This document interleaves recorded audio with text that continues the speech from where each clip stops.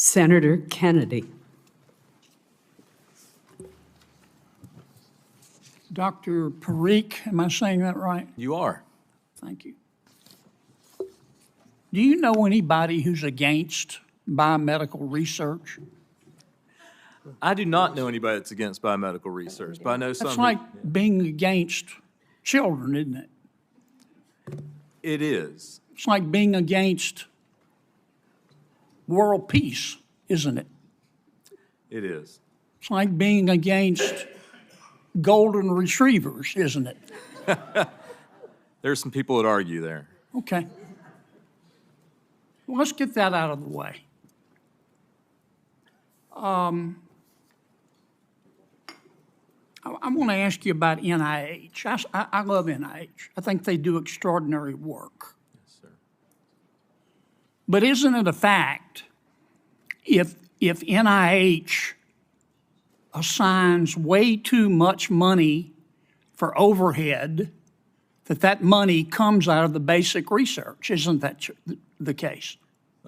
Senator, both those things are providing funds for research. And I agree with you that we need to make the administrative burden and the costs associated with it as low as possible, because we do want as much to go to Well, why research. can't NIH live with 15% overhead? Yeah. Senator, we have had a partnership that's been going on for 75 years in this country. Yes, that's sir, worked but why remarkably can't well. NIH live with 15% overhead? At this point, what that would do is actually turn institutions like the ones we've heard about here, it would actually make it to where they are laying off researchers and the support folks who are Well, the supporting Gates that work. Foundation, when they make grants, they limit overhead to 10%, don't they?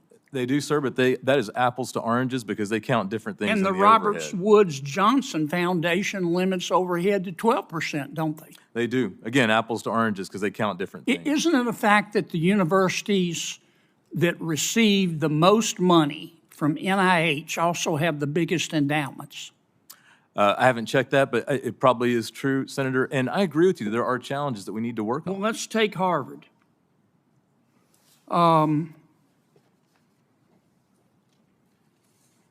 69 cents out of every dollar from NIH given to Harvard goes to overhead. No, sir, it's 69 cents out of every $1.69. It's on top of, it's not within. Okay. Which is 1.6. Let me ask you about one of the worst abuses I've ever seen. It was at Stanford.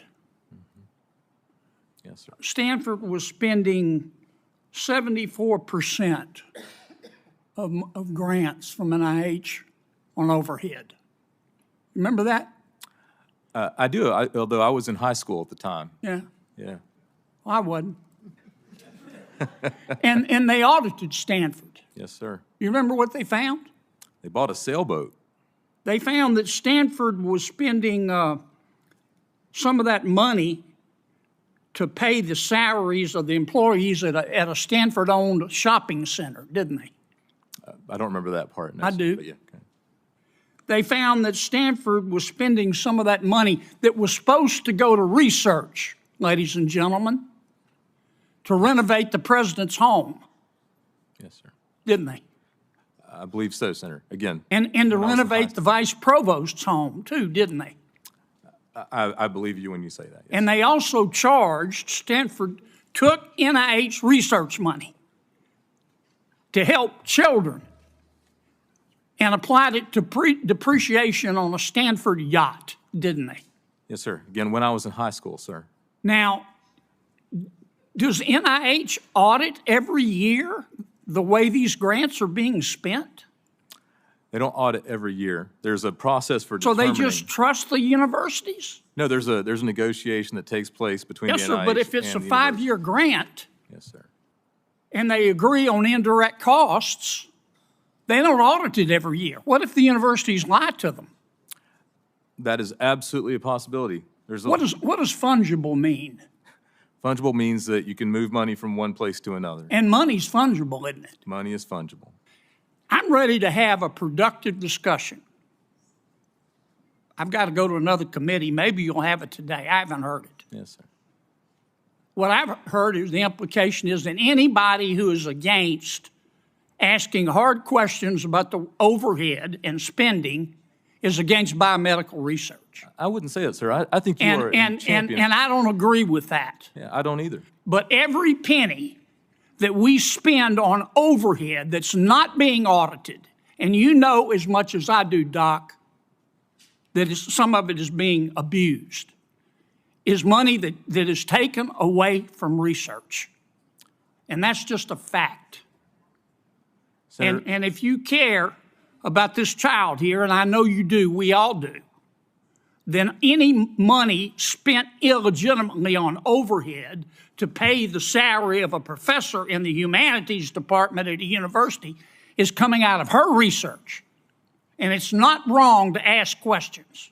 It is not wrong to ask questions. No, it's not. Not at all. And Senator, I think it's actually important to ask those questions and optimize the system. And I don't understand why these universities cannot live on 15% overhead when Gates Foundation limits them to 10% and the Johnson Foundation limits them to 12%. Yes.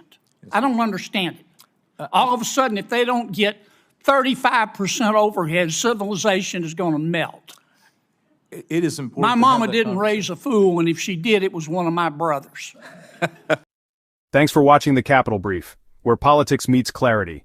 If you found this video insightful, go ahead and like, share, and subscribe for more sharp takes and key moments from Capitol Hill. Drop your thoughts in the comments. We'd love to hear what you think. Until next time, stay informed and stay engaged.